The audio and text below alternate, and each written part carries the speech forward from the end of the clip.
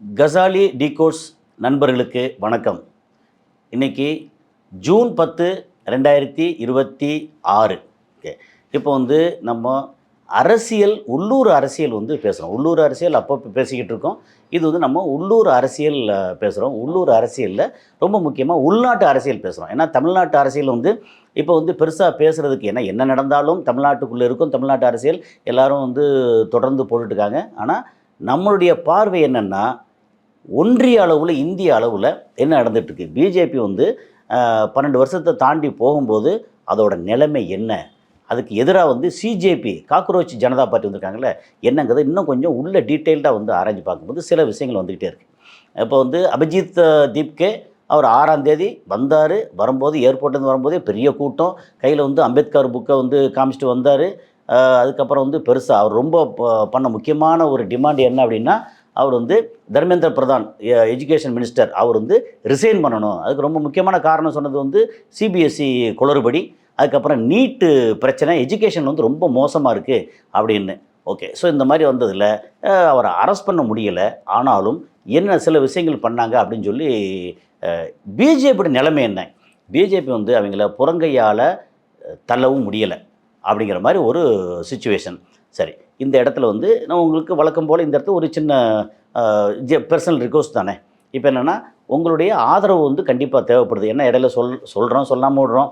ஆதரவு அதில் நீங்கள் நேற்று முந்தா நாள் நீங்கள் போட்ட அந்த ஹைப்பு உண்மையிலே பெரிய அளவுக்கு சந்தோஷப்படுத்துது. முடிஞ்ச அளவுக்கு இதுக்கும் வாய்ப்பு இருந்தால் சப்ஸ்கிரைப் செய்யணும், ஃப்ரெண்ட்ஸுக்கு ஷேர் பண்ணுங்கள், ஹைப்பு பாயிண்ட்டை அனுப்புங்க அப்படின்னு சொல்லி உங்களுக்கு ரிக்வஸ்ட் நான் பண்ணுறேன். சரி, இப்போ அங்கே பெரிய அளவுக்கு ப்ரொட்டஸ்ட் நடந்தது. அவங்க போலீஸ் என்னென்னவோ பண்ணி பார்த்தாங்க. அந்த வீடியோக்கள் எல்லாமே அவங்களுக்கு சேர்ந்துருக்கும். அப்படி வந்ததில் ரொம்ப முக்கியமாக பிஜேபி என்ன சொல்கிறாங்கன்னா, இது ஒரு சோசியல் மீடியாவோட ஜிமிக். இவங்கெல்லாம் இறங்கி ஃபீல்டில் இறங்கி வேலை பார்க்குற ஆட்கள் இல்லை. இது அபிஜித் தீப்கே வெளிநாட்டிலேருந்து உட்காந்துட்டு ஒருத்தன் நம்ம இந்தியாவை இயக்க போகிறானா.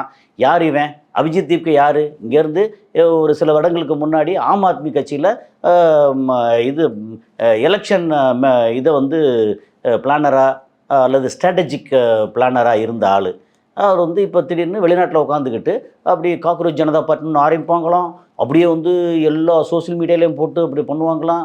அப்புறம் நமக்கு இன்ஸ்டாகிராமில் இதுக்கு பிஜேபிக்கு இத்தனை வருஷம் பயங்கர ஓஹோன்னு இந்த பிஜேபிக்கு 90 லட்சம் ஃபாலோவர்ஸ் இருப்பாங்களாம். இவங்க வந்தவுடனே ஒரு வாரம் 2 வாரத்துக்குள்ளே 2.25 கோடி ஃபாலோவர்ஸ் வருவாங்களாம். இதெல்லாம் வெறுமனே சோசியல் மீடியா ஜிம்மிக்கு.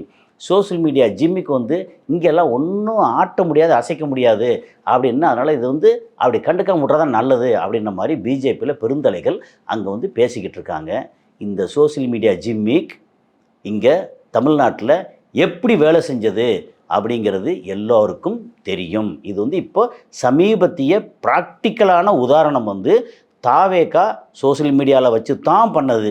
அதில் சமீபத்தில் நண்பரோட பேசிகிட்டு இருக்கும்போது என்ன சொன்னாங்க, இவங்க சோசியல் மீடியாவை ஹேண்டில் பண்ண ஆரம்பிக்கிறதுக்கு முன்னாடியே தாவேகாவோட டீம், அந்த மாதிரி ஐடி விங்கு மாதிரி வச்சுக்கோங்க, அல்லது வாய்ஸ் ஆஃப் காமன் இதெல்லாம் சேர்த்து மொத்தத்துக்கு என்ன பண்ணாங்கன்னா, அவங்க கையில் இருந்த மொத்த என்ன சொல்கிறது இமெயில் அல்லது இல்லை இந்த மாதிரி இமெயிலாக அல்லது அவங்களோட இந்த கான்டாக்ட், சோசியல் மீடியா கான்டாக்ட் 37 லட்சம்.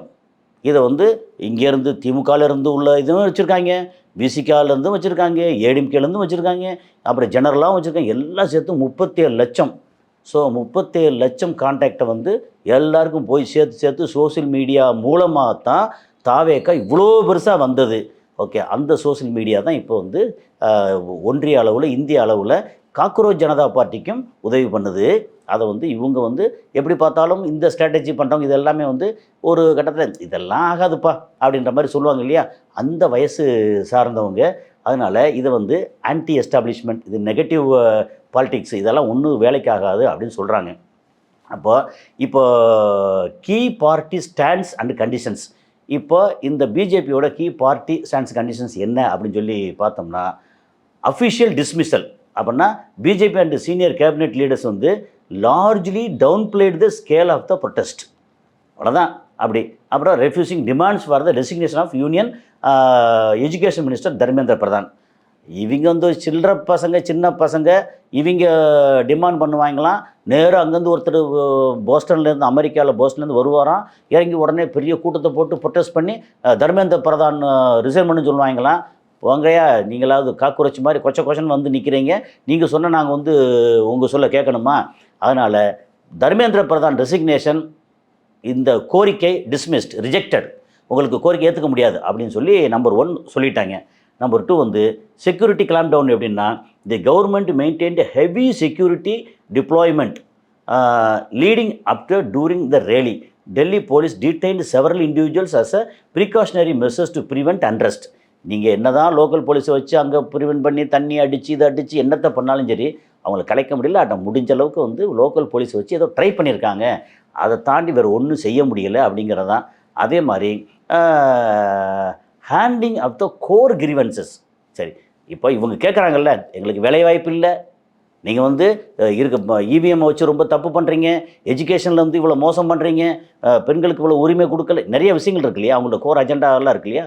இதை வந்துட்டு இந்த கிரீவன்சஸ் என்ன அப்படின்னு சொல்லி பார்த்தீங்கன்னா, the government has largely ignored the CJP primary ultimatum while defending their handling of competitive exams like NEET, UG and CUET. Okay, இப்போ இவங்களோட கோர் இது என்ன, எஜுகேஷன் சிஸ்டத்தில் இந்த மாதிரி இருக்குது அப்படின்னு சொன்னால், அதெல்லாம் வந்து அதை கண்டுக்கவே இல்லை இந்த கவர்மெண்ட், இந்த அரசு, பிஜேபி அரசு, மோடியோட அரசு, உள்துறை மந்திரி அமித்ஷாவோட அரசு ஒன்றும் கண்டுக்கலை. போங்கடா அப்படின்னு வேலையை பார்த்துட்டு அப்படின்னு சொல்லிட்டாங்க. அப்போ சொன்ன என்ன நடக்கும், இளைஞர்களுக்கான கோபம் இருக்குல்ல, இப்போது 40 வயசுக்கு மேலே 50 வயசுக்கு மேலே இருக்கிற ஆளோட கோபம் இருக்குல்ல, அப்படி கோபப்பட்டால் பல விஷயத்தையும் யோசிப்பாங்க. நமக்கு குடும்பம் இருக்குது, மகள் இருக்காங்க, பேரம்பேத்தி இருக்காங்க, சொந்தக்காரங்க இருக்காங்க, இது நடந்துருமோ என்ன நடக்குமோ அப்படின்னு ஒரு பயம் இருக்கும், அல்லது எச்சரிக்கை உணர்வு அதிகமாக இருக்கும். யங்ஸ்டர்ஸ் இருக்காங்க இல்லையா, அது வந்து இளங்கன்று பயம் அறியாது, ஓடுற பாம்பை மிதிக்கிற வயசு அப்படிம்பாங்க இல்லையா. ஏதாவது ஒன்று சொன்னால் அப்படி எந்திரிச்சு வருவாங்க பாருங்கள். அந்த மாதிரி ஒரு வயசு உள்ள ஜென்சி கிட்ஸு, ஜென்சி பசங்கள்லாம் இருக்கக்கூடிய அந்த சிஜேபி அவங்கள வந்து அவங்களுடைய கோரிக்கை என்னங்கிறத கண்டுக்காமல் பிறந்தல்னா என்ன நடக்கும், என்ன நடக்கணுமோ அது வந்து எதிர்காலத்தில் நடக்கும் அப்படிங்கிறதான். இப்போது ரெஸ்பான்ஸ் டு த மூமெண்ட்னு சொல்லி அதில் என்ன சொன்னாங்கன்னா, the BJP's over acting condition is one of the ideological pushback framing the CJP movement as a performative. இங்கே வந்து நாங்கள் சும்மாலாம் இல்லை, நாங்கள் வந்து ப்ரொட்டஸ்ட் பண்ணுறோம் பார், இதை கேட்குறோம் பார், அதை கேட்குறோம் பார் அப்படின்னு சொல்லி சொல்கிறாங்க.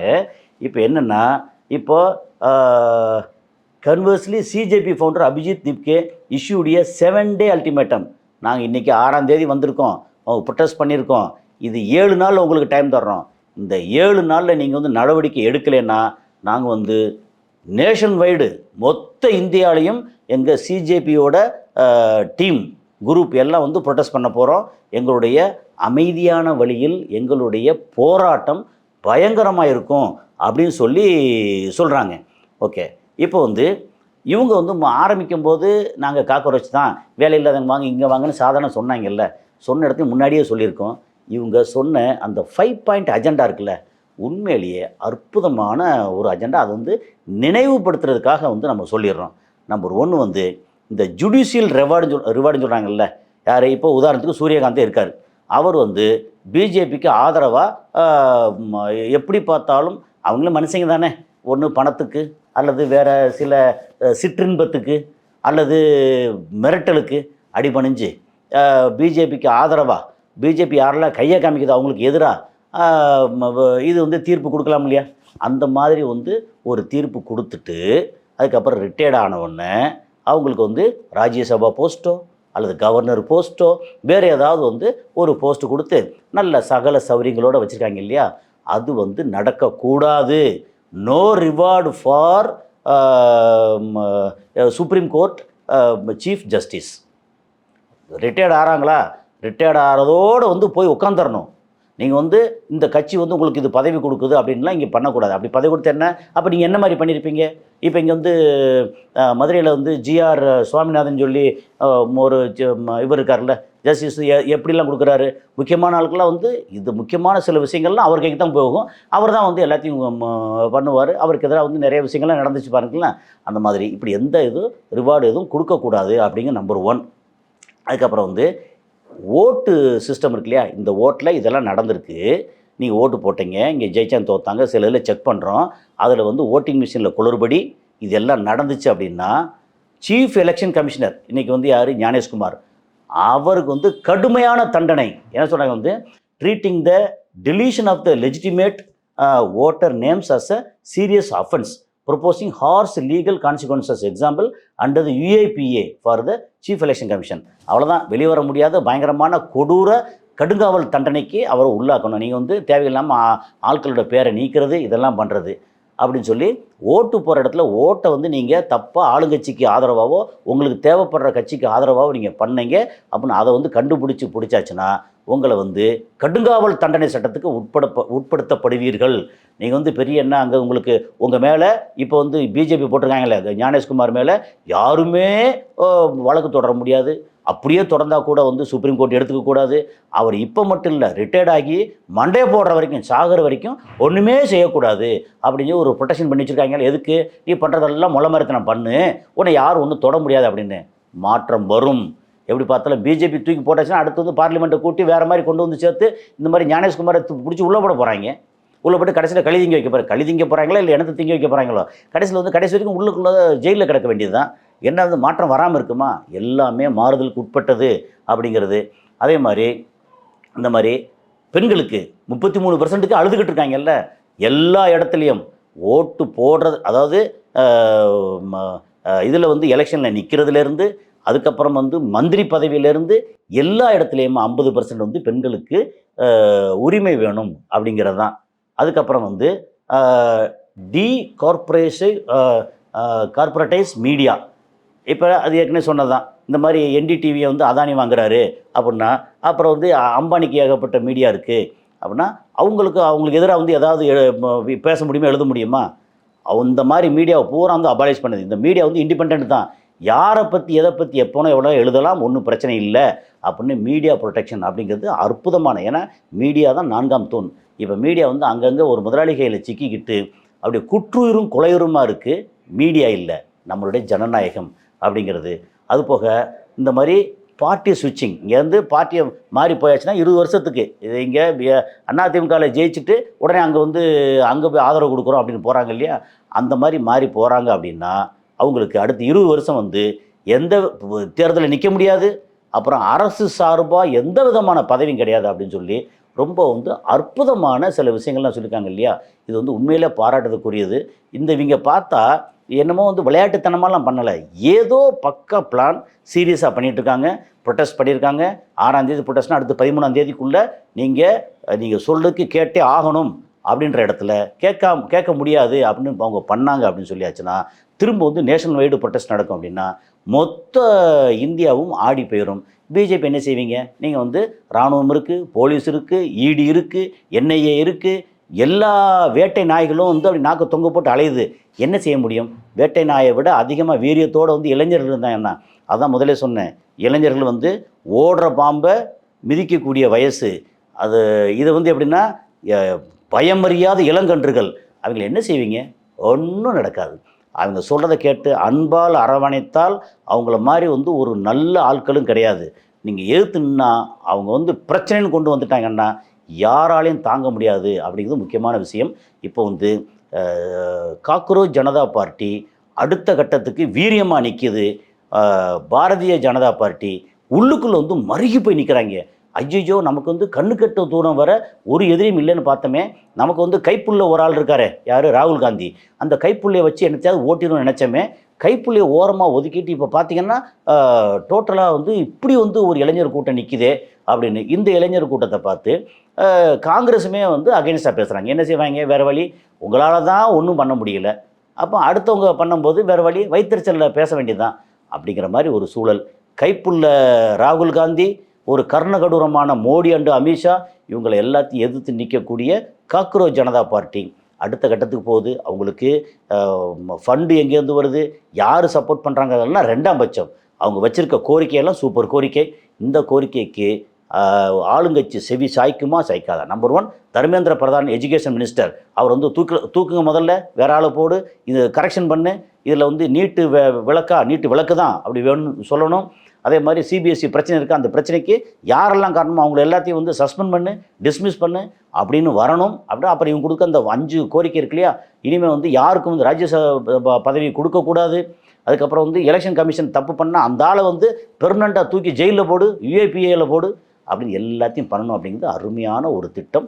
இந்த திட்டம் செயல்பாட்டுக்கு வர்றது தான் இந்தியாவுக்கு எதிர்காலத்துக்கு இந்தியா பிரியாமல் ஒற்றுமையாக இருக்கிறதுக்கு எல்லாத்துக்கும் அடிப்படை. இந்த மாதிரி மத்தியில் கூட்டாட்சி, மாநிலத்தில் சுயாட்சி, மாநிலத்திலும் சில இடங்களில் கூட்டாட்சி, தப்பெல்லாம் ஒன்றும் இல்லை. எல்லாருக்கும் எல்லாமே கிடைக்கணும், உரிமை கிடைக்கணும் அப்படிங்கிறது தான். அதுக்கு சிஜேபி வந்து ஒரு புதுசாக ஒரு அத்தியாயத்தை துவங்கியிருக்காங்க. அதனால் சிஜேபியை ஆதரிக்க வேண்டியது ஒவ்வொரு இந்தியனின் கடமையும் கூட. இந்த மாதிரி கைப்புள்ள இருக்கக்கூடிய தலைமையை வகிக்கக்கூடிய காங்கிரஸை தூக்கி போடுங்க. இவங்க வந்து அராஜகம் பண்ணக்கூடிய பிஜேபி தூக்கி போடுங்க. சிஜேபி வந்து உண்மையிலேயே காக்ரோச் ஜனதா பார்ட்டி அடுத்த கட்டத்துக்கு வரக்கூடிய வாய்ப்பு நிறையா இருக்குது. ஸோ அடுத்தடுத்த காணொலியில் சந்திப்போம். நன்றி.